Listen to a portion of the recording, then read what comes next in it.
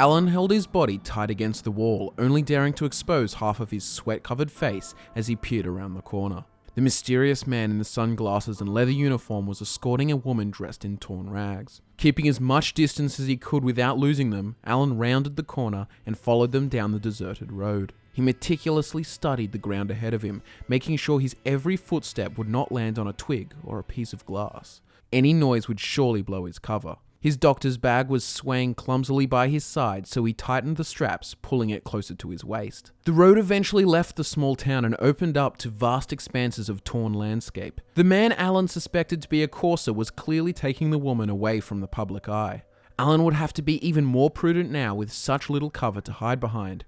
Perhaps it was confidence, or maybe he was preoccupied by the woman he was escorting, but the courser seemed to have no idea he was being trailed. This could be the best chance Alan would have for locating the secret entrance to the Institute. The ragged woman was clutching her hip. Alan hadn't noticed as he'd been focused on staying inconspicuous. There was a linen wrap around her waist and the left side was steeped in red. Maybe that's why she was being returned to the Institute, for some kind of repair and reprogramming, Alan thought. He knew how exactly to treat such a wound. Leaving it for an extended period of time could be potentially fatal for biotic humans, although he couldn't speak for synths. The closer a wound was to the gut, the more dangerous it would be. Alan had treated a wound like this in the past. He was young, very young, and his father had been training him to become a surgeon. Alan couldn't have been more excited. A new patient had just come in the door and needed operating. Focus, son. As you can see, the glass has opened the stomach from here to here. First, we need to remove the broken shards from the wound, then we will apply the stitches. Alan was an attentive learner and caught on quick, but his father had never approved of his enthusiasm. His father saw his work as a duty, but Alan didn't understand why enjoying it was so detrimental. Alan carefully drew the scalpel across the patient's flesh, cutting away some of the obstructing tissue to reach the first shard. As he moved to the small blade, a streak of blood oozed from the surface. Alan's eyes lit up as it pulsated from the wound. "Focus, Alan," his father interrupted. Alan suppressed his excitement and continued to carefully remove the final piece of glass. "Good. Very good. Now apply the stitches." Alan gently put the shard of glass on the tray beside the operating table, but as he did so it crunched and shattered into tiny fragments. While lost in thought, dreaming of days long past, he had been careless with his steps and had trodden on a broken glass bottle.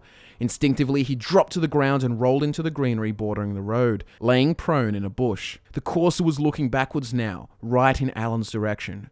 "Please keep moving, please keep moving, please keep moving," Alan mouthed silently. He couldn't tell where the courser was looking thanks to the large tinted sunglasses, but he had placed his right hand on the laser rifle buckled at his waist. After an endless moment, the courser turned back around and prompted the woman to keep moving. Alan had been holding his breath, and the bush he was tangled in was riddled with sharp thorns and nettles.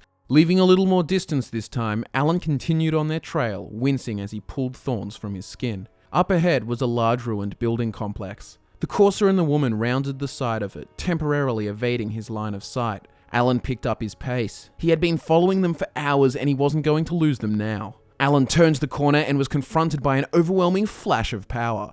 The darkening sky took on an electric blue light and the sound of static charged the air. Alan covered his bespectacled eyes and stumbled, landing hard on his back. After a few seconds, the light dissipated and the late afternoon sky fell eerily quiet, as if the silence had engulfed the strange noise. In the wake of the flash, the courser and his companion had vanished. Alan pushed himself up into a sitting position, removed his glasses, and rubbed his eyes. What the hell? He stood up and brushed the dust from his white coat. He reached into his bag and retrieved a small brown leather journal. No tangible point of entry, he dictated while writing on the next blank page. It would appear they possess some form of technology which can teleport agents to and from their headquarters. He closed the journal and placed it back in his bag. He sighed and ran a hand over his hairless head. He wasn't really sure where he was now. He'd been on the trail for so long that he'd ventured into an entirely unfamiliar area of Boston's outskirts. Alan looked backwards. The way he'd come from the west had been a full day's hike, and the sun was already setting on the distant horizon, so he pressed on east. A short distance ahead of the courser's disappearance, Alan noticed a thin trail of blood dashed across the pavement. He was instantly starting to regret his decision. The source of the blood came from a group of dead feral ghouls. Alan lowered to one knee and dabbed his finger on one of the blood splatters. It was fresh. Someone had been through here very recently. There were 6 feral ghouls in total, 5 of which had died from bullet wounds. He noticed that the last ghoul had been stabbed repeatedly. The combat knife was protruding from the ghoul's right lumbar region. He figured that the killer must have run out of ammo and resorted to his knife. This was another wound he'd seen the likes of before. Had this not been a decaying feral, Alan would have known exactly how to stop the bleeding and save the thing's life. The last time he saw a wound like this, he had been running his own practice in Toronto. It had been a quiet day when a young mercenary hobbled into the practice. "Summers!" the man yelled. "Yes, that's me," Alan responded as he began rolling up his sleeves and heading to the sink. "Please, lie down. Good move leaving the knife in. Removing it would have certainly caused you to bleed out." He washed his hands quickly but thoroughly, dried them, and put on a pair of disposable gloves. "Now take a deep breath," Alan instructed as he injected the man with a syringe. "You will most likely lose consciousness from the pain, so just try to relax." The man was groaning as he adjusted his weight on the table. "All right, now, can you tell me what happened?" "Yeah," the man replied. "I'm a doorman at the Maple Bar. Some asshole kid couldn't take the blow to his pride when I kicked him out for drinking too much, so instead he fucking knifed me. Fuck, I need a new job." "Well, you're in good hands, my friend. You're coping very well. Just close your eyes and I'll have you in fine condition." By Alan's judgment, the bouncer was in his late 20s and he had an incredible physique. His upper body was finely muscled without an ounce of excess body fat. His arms were notably vascular. Veins trailed along his biceps and down his forearms, ending in his hands. On his left hand was a beautifully crafted silver ring.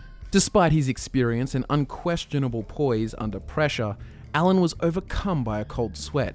His hands moistened and he began to feel the hairs on his arms and neck stiffen. The young mercenary faded from consciousness while Alan reached for a towel to dab across his forehead. Alan knew this feeling well. It was part of him that enjoyed the surgery a little too much. That part of him which took fascination for anatomy a little too far. He ignored the impulses and got to work, but as he cut into the unconscious man's flesh, his enthusiasm only intensified. The knife was ready to be removed. Alan knew, but he continued to cut, his eyes wide with eagerness. The man was now bleeding profusely and his pulse was weakening. Alan continued to slice through the flesh, hypnotized by the sound of the heartbeat monitor and engrossed in the sight of the man's inner anatomy. And then the monitor stopped, the rhythmic beats replaced with a dull, consistent beep. It was only now that Alan snapped out of his trance and realized what the sound indicated. He put the scalpel down and removed his blood-soaked apron. He cleared his throat and washed his hands, but showed no signs of panic. He returned to the corpse, averting his eyes from the man's face, and took the man's hand. He carefully removed the silver ring from the finger and then strode across the room to his desk. Under the desk was an old, rusted footlocker. He entered the combination and opened it. He placed the ring down alongside a yellow hair ribbon, a lighter, a baseball cap, a patch of torn clothing, and a bead necklace. Alan rubbed his eyes and opened them to see a stabbed feral ghoul still lying in front of him. Had he daydreamed that long? The sun seemed even lower in the sky behind him. He got back to his feet and surveyed the buildings in front of him. Surely the person who fought these ghouls hadn't gone far. Alan continued down the path until he noticed light coming from an abandoned building. He edged close to the window and peered in. Sitting against the far wall was a woman in leather armor. "Hello," Alan said. He held his arms above his head to indicate a peaceful approach. The woman said nothing. She only looked him up and down. She had a resigned look on her weary face. "Are you alright?" he asked. "I'm fine, and I'll keep being fine as long as you stay away from me." The woman reached for the gun at her hip. "I saw what happened back there. I'm guessing you killed these ghouls and ran out of bullets in the process." Alan's eyes moved to the gun she now held. "I can help you. What happened?" "Those goddamn ghouls ambushed me, and one of them broke my leg before I could stick it with my knife. So, no, I'm not bloody alright. I have medical supplies and it's getting dark. I'd be happy to help out in exchange for some food." "Huh," the woman almost smiled. "I guess my luck hasn't fully run out yet. I'm Denise." "Alan," he responded, "let me give you some Med-X and I'll put that leg back in place. You won't walk comfortably for a while, but it looks to me like a fractured fibula, and I should be able to fix that up." "Thanks. I appreciate that." By the time he had set the leg and bound it as best he could, it was pitch dark outside. The only light came from Denise's lantern. Alan sat filling in his journal while she was still unconscious. He hadn't really taken a proper look at her before operating, but now he was noticing the features of her long, pretty face. Her mouth was small and her nose was sharp. She was a traditionally beautiful woman. Eventually she came to and Alan passed her some water. When she returned to consciousness, Alan noticed that her eyes were a bright, glowing green, and he couldn't help but fixate on them. They both spoke into the night, Denise sharing stories of her time on the road and Alan talking about his practice back in Toronto. She asked why he had left and come this far south, but Alan avoided the question. He was very cautious about mentioning his intrigue for the Institute, especially down here where everyone had a strong opinion on the synth epidemic. The conversation lulled, and once again, Alan's fixation for Denise's eyes returned. He began to feel the hairs rise on his neck, and his hands were sweating. He shook his head and rubbed his temples. "You all good?" Denise asked. "Yeah, I just think I need some sleep is all." "Me too. I think I'm still a touch delirious from the meds. Thanks again for what you did for me, Alan." Denise switched off the lantern and the abandoned building was filled with darkness. Alan put his head on the floor and closed his eyes tight, hoping to sleep through this peculiar feeling. Alan woke to a cool breeze and the morning sunlight which entered through the crudely boarded up windows of the room. He took in a deep breath of air and sat up, stretching his tired limbs. The long day of hiking had made his calves sore, but he had slept soundly. On the other side of the room, Denise lay unmoving. Alan's heart fluttered briefly. There was a scalpel on the floor beside her. He reached for his doctor's bag and noticed the inner lining where one of his scalpels was missing. Without looking at Denise, he crossed the room and picked up the scalpel. He wiped it on the pocket of her leathers, leaving a smear of crimson blood. He took all the supplies he could carry and then left without turning back. He was in no mood to spend the morning dealing with whatever had happened. Outside, the sky was a picturesque blue which melted into a golden yellow on the eastern horizon where the sun was rising.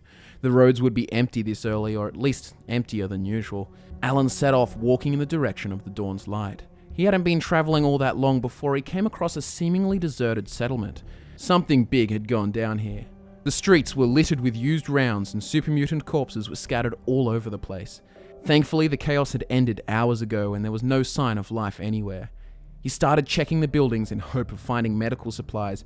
If there had been human or mutant settlers here, there would surely be provisions. He had no luck. The only building left to check was his best hope. A general goods store at the end of the street looked relatively unaffected by the fighting, but the door was wide open. He carefully approached the store and proceeded through the doorway, but was met by the sound of a plasma rifle charging up. The gun was pointed directly at his head and it was wielded by a man who looked like he'd been to hell and back. "Don't come any closer, or I'll kill you," without a moment's hesitation. The man's threat was considerably less intimidating as he struggled desperately to utter each word. He was battered to a pulp and Alan couldn't believe the guy was still breathing at all. Despite this, his reflexes had been swift and precise. Whoa there, well, I'm friendly, Alan replied. "Those are some reflexes you've got," he laughed. "And I hate to say it, but that rifle isn't loaded." "You a doctor?" the man said as he eyed Alan's bag. "I am." Alan patted his doctor's bag. "I'd be happy to help you if you can spare some caps or supplies." The man looked skeptical of him. Alan noticed a beaten up set of power armor slumped by the wall. Even in his state and out of the armor, the man looked unbelievably competent. "I'm Alan." He edged closer to the man, slowly lowering and extending his right hand. "I'm Nathaniel," the man responded, grasping Alan's hand with a firm grip. "I'm not fond of trusting strangers in the wasteland. It rarely goes well for me. Have any painkillers? I'll pay you for them." "I'd never fault caution, Nathaniel, but if you don't let me help you, you'll never survive the day."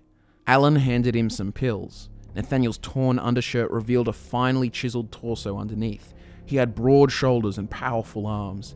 Alan watched the older man unscrew the lid, the muscles on his forearm tensing with the motion. Alan's hands began to sweat. "All right, Alan. I'm trusting you.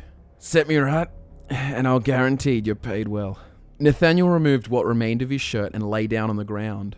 Alan wiped the sweat from his hands and rubbed his neck where the hairs were standing taut. He knelt over Nathaniel, grabbed his newly cleaned scalpel, and began to cut.